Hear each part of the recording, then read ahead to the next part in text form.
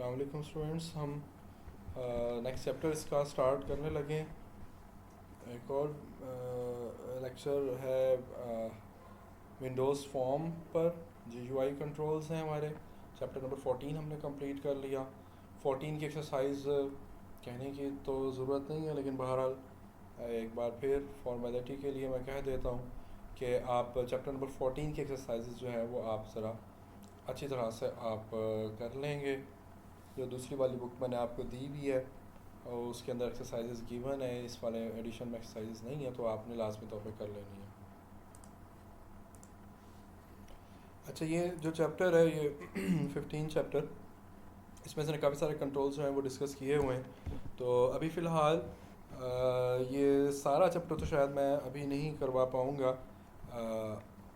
बाद में हम इंशाल्लाह आगे मैं वीडियोस बना के तो मैं आपको अपलोड कर दूंगा। यानी कि जो मेरी अब कंटिन्यूटी होगी वो कुछ थोड़ा सा चैप्टर, ये एक वीडियो लेक्चर इस चैप्टर का बना के कुछ बेसिक कंट्रोल्स इधर से करने के बाद फिर उसके बाद मैं आपको जो है वो डेटाबेस प्रोग्रामिंग की तरफ जो है वो ले जाऊंगा और हम डेटाबेस प्रोग्रामिंग को जो है वो हम वहाँ से हम उसको डिस्कस करेंगे।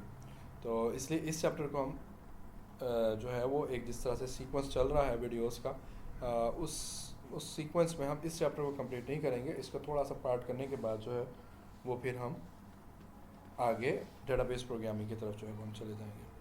तो इस चैप्टर के अंदर सबसे पहले जो हमारे पास मेन्यूज़ आ रहे हैं, मेन्यू एक बड़ा इंपॉर्टेंट कंपोनेंट है हमारे पास GUI में। तो मेन्यूज़ अगर आपने बनाने तो मेन्यू आप किस तरह से बनेंगे, मेन्यू बनाना देख लेते हैं। ये हमारे पास वही फॉर्म है ड्राइंग जिस पे हम काम कर रहे थे। मैं मेन्यूज़ जो है वो बना लेता हूँ।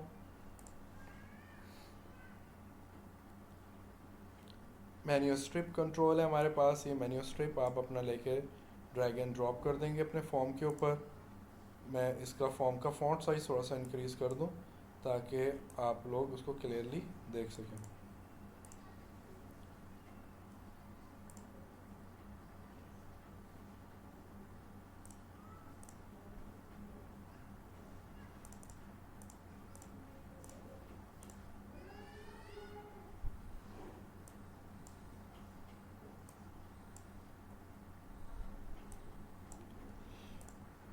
अच्छा, अब जैसे ये हमने एक मेन्यू जब हमने बनाया तो आप इस मेन्यू के अंदर जो भी आइटम वगैरह आप इसके अंदर ऐड करना चाहें वो आप आइटम इसके अंदर ऐड कर सकते हैं।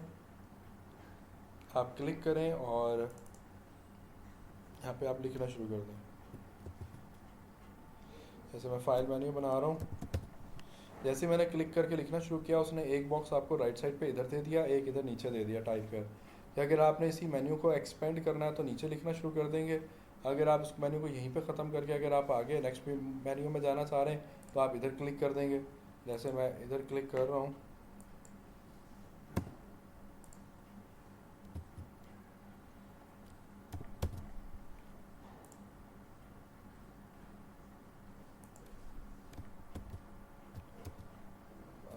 थोड़ा स्लो चल रहा है सिस्टम मेरा। अगर आपने ऐसे चलना है तो आप ऐसे मूव कर लें, आगे चलते जाएं, या नीचे क्लिक करेंगे तो नीचे मेन्यू आपका एक्सपेंड करता जाएगा। तो मैं फ़ाइल वाले मेन्यू में फिर से आ रहा हूँ और यहाँ पे मैंने क्लिक किया तो फाइल में जैसे आपने इधर क्लिक किया तो आगे इस साइड पे भी उसने मेन्यू ओपन कर दिया जो हमारा सब मेन्यू कहलाएगा। या इधर नीचे आप जाना चाहेंगे तो आप नीचे आप चले जाएँ। ऐसे फॉर एग्जांपल इधर मैं न्यू में आ रहा हूँ, तो न्यू में आपने क्या करना है, फॉर एग्जांपल मैं कहता हूँ न्यू आपने कोई फ़ाइल बनानी है या आगे एक और फर्दर सब मेन्यू है, या आपने न्यू जो है वो कोई फ़ोल्डर बनाना है या क्या काम आपने करना है तो आप सब मेन्यू में बता दें। इस तरह से यहाँ पे हम न्यू के बाद ओपन हम दे देते हैं, क्लोज दे देते हैं, जो भी आप देना चाहें आप दे दें। तो इस तरह से आप मेन्यू बनाते जाएंगे अपना।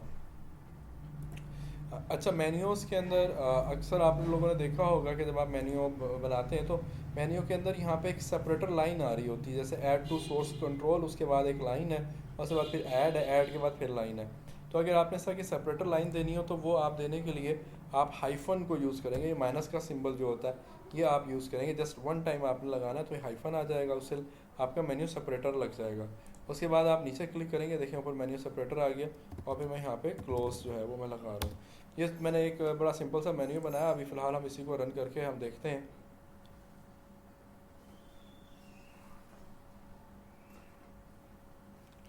जी, ये मेन्यू हमारे पास है।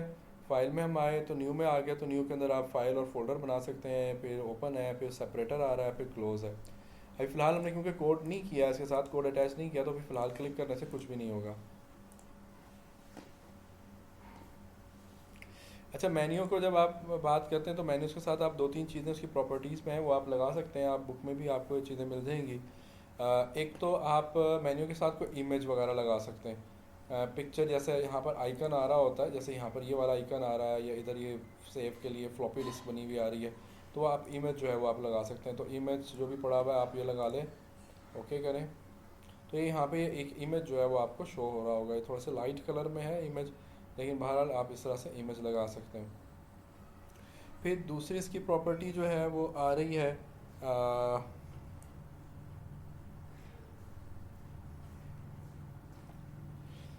शॉर्टकट कीज़ की। इसकी बड़ी इंपॉर्टेंट प्रॉपर्टी है कि अगर आप शॉर्टकट कीज़ जो है वो आप लगाना चाह रहे हैं, अभी फ़िलहाल नहीं है, जैसे हम ओपन के लिए या न्यू के लिए हम कहते हैं कि जी कंट्रोल+N होना चाहिए, तो आप शॉर्टकट की जो है वो आप इधर लगा सकते हैं।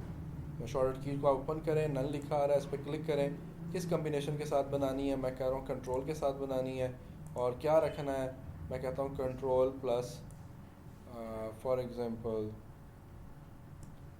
N कर लेते हैं जी न्यू के लिए, कंट्रोल+N और एंटर का बटन प्रेस करते हैं, तो ये कंट्रोल N शॉर्टकट की इधर यहाँ पे भी आपको शो हो रही है।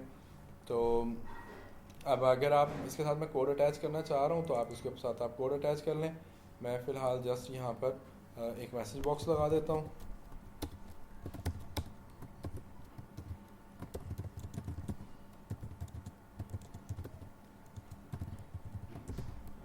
क्लिक ऑन न्यू कमांड, और अगर हम ओपन पर आते हैं तो ओपन पर आप जैसे ओपन फाइल डायलॉग वगैरह लगाना चाहें वो आप लगा सकते हैं, जो भी आप करना चाहें वो आप कर लें। जस्ट मैं आपको ये दिखाना चाह रहा हूँ थोड़ा सा डिफरेंस कि आप शॉर्टकट कीज़ को आप कैसे यूज़ कर रहे हैं। और जैसे हम यहाँ पर आ गए, इस पर मैंने क्लिक किया तो न्यू पर जैसे क्लिक किया तो वो आपको वो मैसेज दे रहा है, या आप कंट्रोल N करेंगे तो भी आपको वही मिल जाएगा।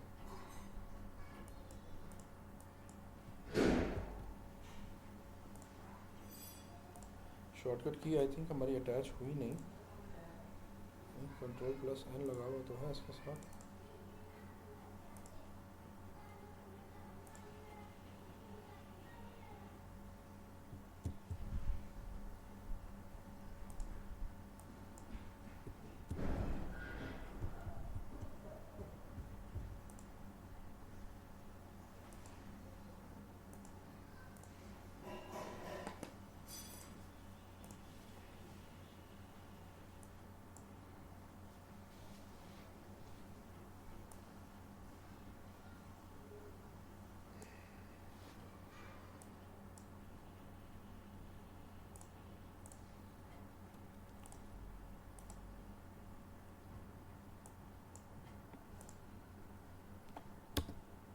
Ctrl+2 और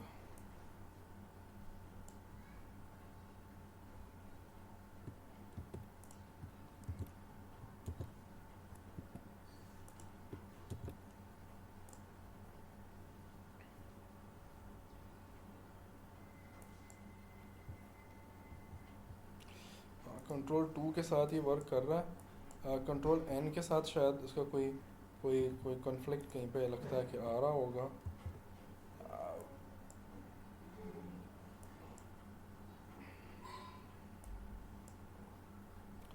Ctrl+N के साथ कहीं पे कोई शॉर्ट की से कोई कॉन्फ्लिक्ट आ रहा होगा, इसलिए वो वर्क नहीं कर रहा, अदरवाइज Ctrl+2 के साथ जो है वो वर्क कर रहा है। तो आप आइकन लगा सकते हैं, आप शॉर्टकट कीज़ लगा सकते हैं, साथ आप सेपरेटर जो है वो मेन्यूज़ का वो आप बना सकते हैं। इसके अलावा आप मेन्यू में जी क्या कुछ कर सकते हैं,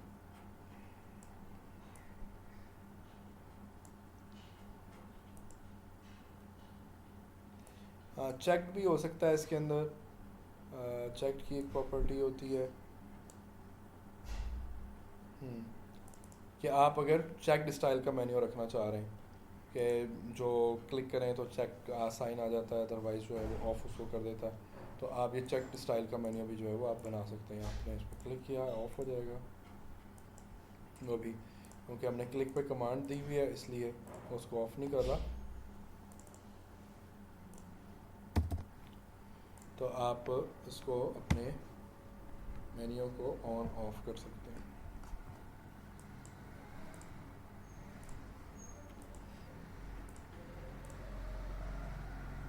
अच्छा,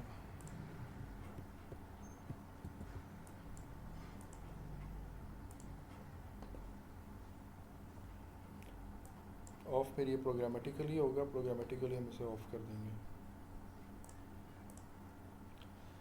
तो ये मेन्यूज़ आ रही हैं, मेन्यूज़ के मुतालिक जो यहाँ पर आपको बता रहा है ये मेन्यू वही चीज़ कि आपने मेन्यू किस तरह से बनानी है, शॉर्टकट कीज़ आप कैसे असाइन करेंगे, और मेन्यू आइटम आपने कैसे आपने बनाना है। कोई मेन्यू के अंदर आपने कोई कम्बो बॉक्स लगा लेना है या टेक्स्ट बॉक्स आपने लगाना है। ये ऐसी कुछ प्रॉपर्टीज़ आ रही हैं। राइट टू लेफ़्ट है, चेक्ड है, और उसके बाद चेक ऑन क्लिक की शॉर्टकट डिस्प्लेइंग स्ट्रिंग, कि कौन सी स्ट्रिंग आप डिस्प्ले करवाना चाहते हैं, शॉर्टकट कीज़ जो है वो डिस्प्ले हों या ना हो, शॉर्टकट कीज़ कौन सी लगानी है, उसको डिस्प्ले करवाना या नहीं करवाना, उसका टेक्स्ट वगैरह। क्लिक उसका डिफ़ॉल्ट इवेंट है। तो यहाँ पे आपको एक मेन्यू का प्रोग्राम बना के दिखा रहा है, तो ये आप मेन्यू का प्रोग्राम जो है वो आप बना लेंगे अपनी प्रैक्टिस के लिए।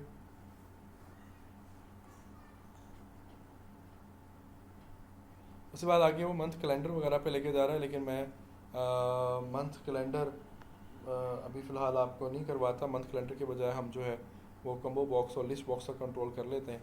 ये फिर नेक्स्ट किसी हम सीक्वेंस के अंदर जो है वो हम इन चीज़ों को आगे डालेंगे।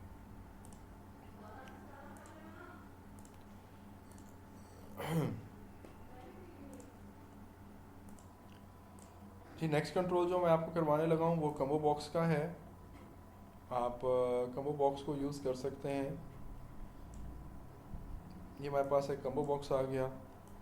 कम्बो बॉक्स के अंदर डाटा फिर उसी तरह से दो तरह से आप शो करवा सकते हैं। एक आप डिज़ाइन टाइम पर आप ले सकते हैं। डिज़ाइन टाइम पर डाटा देने के लिए आप आइटम्स की प्रॉपर्टी को यूज़ करेंगे, कलेक्शंस में आ जाएंगे, और यहाँ से आप एक लाइन के ऊपर एक वैल्यू जो है, एक कलेक्शन जो है वो आप डालते जाएंगे। जैसे फॉर एग्जांपल अगर आप सिटीज़ के लिए बनाने लगे हैं, तो मैं यहाँ पे फॉर एग्जांपल मैं बना रहा हूँ जी RYK BWP LHR ISB। तो ये मैंने सिटीज़ के लिए मैंने बना लिया। तो ये कम बॉक्स के अंदर हमारे पास सिटीज़ की जो है वो वैल्यू आ जाएंगी रन टाइम पर।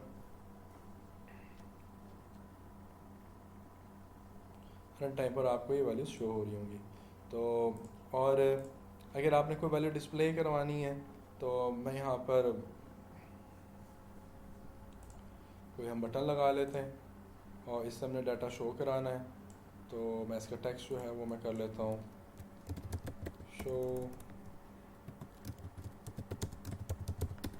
Show city.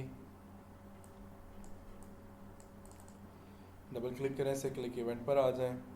तो शो सिटी में आपने क्या काम करना है कि आप मैसेज बॉक्स को यूज़ कर लें, या आप फॉर्म के टेक्स्ट की जो प्रॉपर्टी है उसको आप यूज़ कर लें।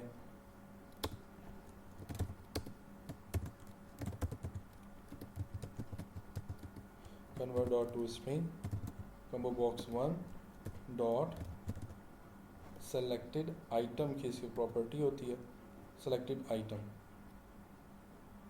तो सेलेक्टेड आइटम आप लेंगे और उसको आपने स्ट्रिंग में कन्वर्ट कर दिया और उसको आपने डिस्प्ले करवा दिया।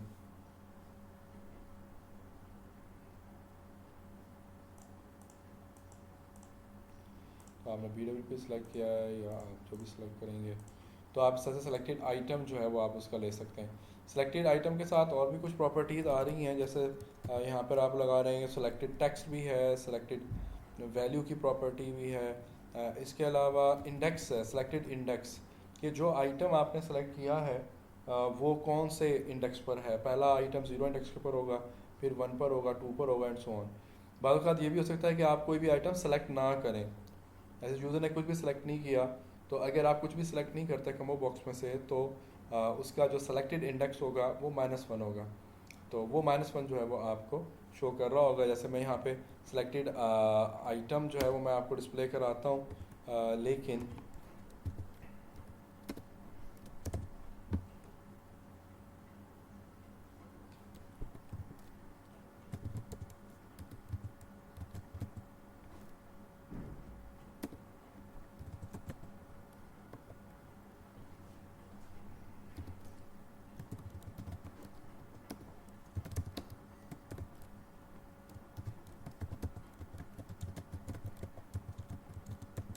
प्लीज सेलेक्ट एन आइटम,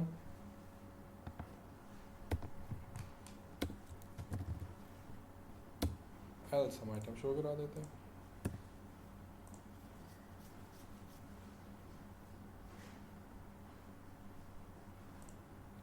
कुछ भी सिलेक्ट नहीं किया तो आपको कह रहा है कि जी प्लीज़ सेलेक्ट एन आइटम, -1 उसका इंडेक्स आ रहा है। और अगर आप कोई भी सिलेक्ट करेंगे तो 0 पे RYK जो है वो पड़ा हुआ है।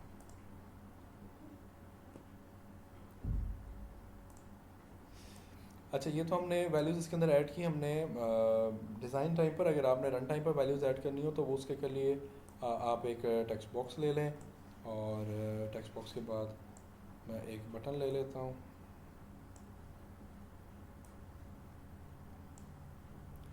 ये बटन हमारे पास ऐड का काम करेगा,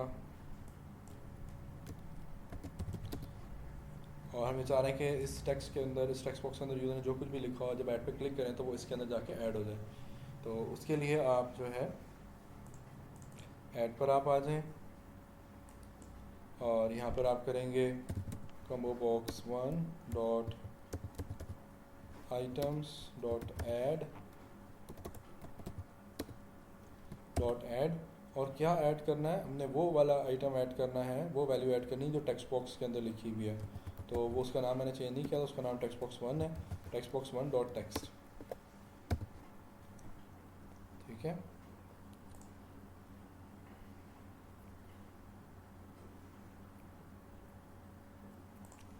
मैंने यहाँ पे लिखा फॉर एग्जांपल कराची, और मैं ऐड करता हूँ, तो ये कराची भी अब इस लिस्ट के अंदर जो है वो ऐड हो गया। और फिर मैं यहाँ से इसको रिमूव करके फॉर एग्जांपल RWP रावलपिंडी कर रहा हूँ, तो वो भी इसके अंदर जो है वो ऐड हो जाएगा। अच्छा, अब अगर आप ये चाह रहे हैं कि जी साथ ही जैसे ही हम एक कोई सिटी ऐड कर रहे हैं तो ये टेक्स्ट बॉक्स आपका ऑटोमेटिकली क्लियर भी हो जाए और इसके अंदर कर्सर भी आ जाए, तो ये काम भी आप साथ ही साथ कर लेते हैं। मैं यहाँ पे एक सेपरेट मेथड बना लेता हूँ, private wide clear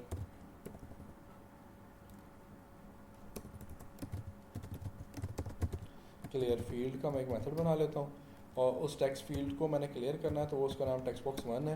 text box 1 dot clear का उसका मेथड है कि उसे क्लियर कर दें, और कर्सर मैंने उसके अंदर लेके जाना है, तो उसके लिए फिर हम उसका फोकस का मेथड जो है वो हम कॉल कर लेते हैं। तो फोकस उसमें आ जाएगा, कर्सर भी हमारा उसके अंदर चला जाएगा। जैसे ही हम अब बटन पे क्लिक करेंगे तो अब मैं बटन पे ऐड करवा रहा हूँ आइटम को, और ऐड करवाने के बाद जो है ये मैं क्लियर फील्ड का मेथड कॉल कर रहा हूँ। एंड जैसे यूज़र बटन पे क्लिक करेगा वो आइटम कम्बो बॉक्स के अंदर ऐड हो जाएगा, फिर ये वाला मेथड कॉल होगा। इस मेथड के अंदर जो है वो हम अपने टेक्स्ट फील्ड को क्लियर कर रहे हैं, और क्लियर करने के बाद हम कर्सर भी उसके अंदर लेके जा रहे हैं, यानी कि फोकस लेके जा रहे हैं उसके अंदर।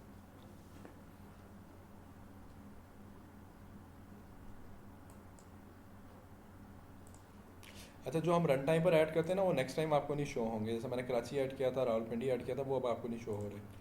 बेसिकली ना ये तरीका होता भी नहीं है जो अभी हम जैसे हम काम कर रहे हैं कि प्रॉपर्टी विंडो से हमने इसके अंदर डाटा डाल लिया, या रन टाइम पर हमें ऐसा डाटा फिल कर रहे हैं। असल तो ये होता है कि आपने डाटा बेस से डाटा को रिट्रीव करना होता है, और वो फिर आप किसी कम्बो बॉक्स के अंदर या किसी आप टेक्स्ट बॉक्स के अंदर आप उसको डिस्प्ले कर सकते हैं। तो फिलहाल क्योंकि अभी हमने डाटाबेस की कनेक्टिविटी को अभी हमने वहाँ तो अप्रोच नहीं किया, वहाँ हम पहुँचे नहीं हैं, तो जब हम पहुँचेंगे तो हम इन चीज़ों को भी देखेंगे। तो फिलहाल हम उसके बगैर जो है वो हम काम कर रहे हैं। तो मैं यहाँ पर एक और सिटी में ऐड कर रहा हूँ, फॉर एग्जांपल चलें कराची ही कर लेते हैं और ऐड करते हैं। ऐसे ही ऐड वो उसके अंदर हो गया, ये टेक्स्ट फील्ड क्लियर भी होगी, कर्सर भी उसके अंदर आ गया, और कराची यहाँ पर ऐड भी हो गया। तो आप इस तरह से सेपरेट मेथड बना के आप ये काम कर सकते हैं। अच्छा, फिर इसी तरह से आप रिमूव का काम कर सकते हैं कि आपने कोई सिटी आपने रिमूव करना है रन टाइम के ऊपर, तो वो रिमूव का काम किया जा सकता है। इसका टेक्स्ट हम कर लेते हैं जी रिमूव सिटी, या खाली मैंने रिमूव ही कर दिया। तो जो सिलेक्टेड हो हम उसको रिमूव करना चाह रहे हैं।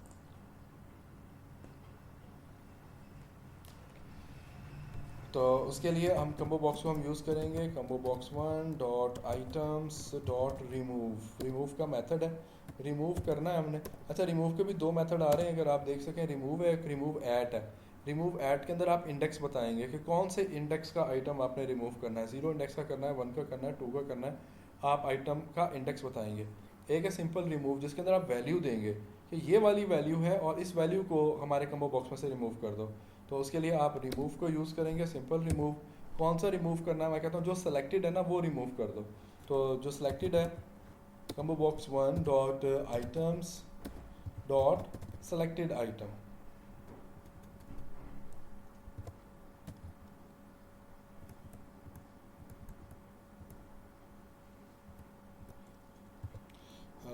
खाली सेलेक्टेड आइटम, आइटम्स नहीं है, selected item. Combo box 1 dot items dot remove, कौन सा आइटम रिमूव करना है, जो कि सिलेक्टेड आइटम है, तो वो आइटम हमारा रिमूव हो जाएगा।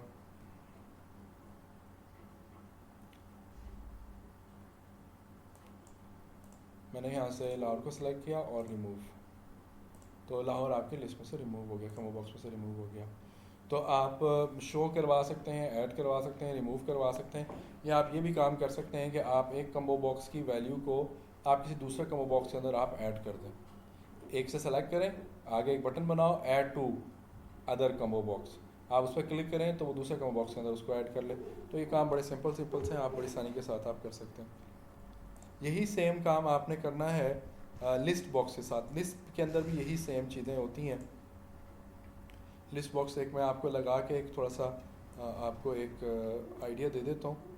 लिस्ट बॉक्स का में और कम्बो में सिर्फ डिफरेंस ये है कि कम्बो में आप एक वक्त में सिर्फ एक आइटम सेलेक्ट कर सकते हैं, लिस्ट बॉक्स के अंदर आप मल्टीपल आइटम भी सेलेक्ट कर सकते हैं। ऐड करने का तरीका वही है, यहाँ पे देखें आइटम्स की कलेक्शन आ रही है। इसके अलावा आप इसके अंदर चलें एक बटन लगा के मैं एक जल्दी से आपको एक ओवरव्यू दे दूँ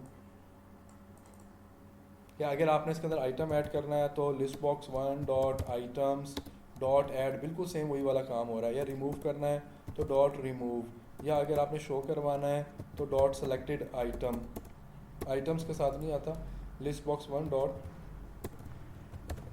सेलेक्टेड इंडेक्स है, सेलेक्टेड आइटम है, सेलेक्टेड आइटम्स हैं। यहाँ पर आप मल्टीपल भी सिलेक्ट करवा सकते हैं क्योंकि लिस्ट है, लिस्ट के अंदर मल्टीपल भी सिलेक्शन करवाई जा सकती है। अगर मल्टीपल सिलेक्शन होगी तो उसको आप व्यू करने के लिए फिर उसी तरह से आप फॉर ईच लूप लगा सकते हैं, जो मैंने फॉर ईच लूप आपको पैनल और ग्रुप बॉक्स के साथ आपको मैंने यूज़ करके दिखाई थी। तो क्योंकि अब हमें नहीं पता कि यूज़र कितने आइटम्स जो है वो सिलेक्ट करेगा, तो वो आप एक फॉर ईच लूप बना लें कि जितने आइटम सिलेक्टेड हैं, क्योंकि यहाँ पर एक प्रॉपर्टी आपको नज़र आ रही होगी list box 1 dot selected items की प्रॉपर्टी है, सेलेक्टेड आइटम्स। आपने लूप को इस लूप के अंदर इसको यूज़ करना है। आप एक फॉर ईच लूप बनाएंगे, फॉर ईच वार, मैं उसका नाम रख रहा हूँ फॉर एग्जांपल आइटम ITM इन किस में भला, list box 1 dot selected items. अब वो जितने भी सिलेक्टेड आइटम्स होंगे ना वो सब के सब आपको मिल जाएंगे और वो 1 बाय 1 करके आइटम ITM के अंदर आते रहेंगे और उसको आप प्रिंट करा लें, आप उसको किसी स्ट्रिंग के अंदर कनकैटिनेट करते जाएं, जो भी आप करना चाहें वो आप कर सकते हैं। उसके बाद आप उसको किसी मैसेज बॉक्स वगैरह पर डिस्प्ले कर दें, आप फाइल में उसको स्टोर करा दें, आप उसको डाटाबेस में स्टोर करा दें, वो आप जो भी काम करना चाहें वो आप कर लें। तो ये इस वीडियो लेक्चर के अंदर हमने जो है मेन्यूज़ को डिस्कस किया, मेन्यूज़ के बाद हमने कम्बो बॉक्स और लिस्ट बॉक्स वगैरह को जो है वो हमने डिस्कस किया। अब नेक्स्ट जो मैं आपको स्टार्ट करवाने लगा हूँ वो डाटाबेस का पोर्शन होगा, और डाटाबेस को करने के बाद फिर हम इस चैप्टर के जो रिमेनिंग जो हमारे पास कंट्रोल्स रह गए उनको फिर हम इंशाल्लाह डिस्कस करेंगे। अल्लाह हाफिज़।